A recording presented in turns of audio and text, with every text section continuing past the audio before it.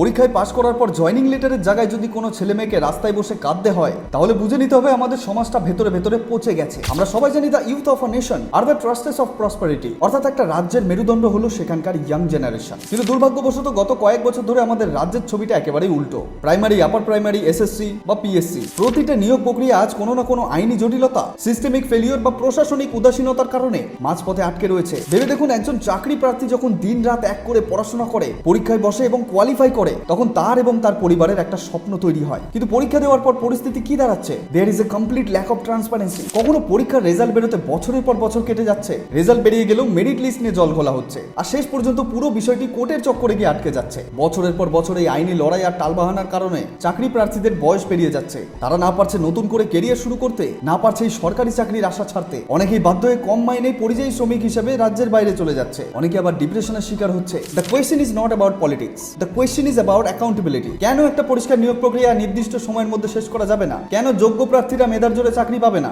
পরীক্ষা নেওয়া, সময় মতো রেজাল্ট বের করা এবং পরিষ্কারভাবে নিয়োগ করা, এটা প্রশাসনের অব্লিগেটরি রেসপন্সিবিলিটি। আজই এবং এখন থেকে এই লাখ লাখ ছেলেমেয়ের জীবন নিয়ে খেলা বন্ধ হওয়া উচিত। They are not begging for charity, they all are demanding their rights. যোগ্য প্রার্থীরা ভিক্ষা চাইছে না, তারা তাদের নিজেদের অধিকারের চাকরি চায়।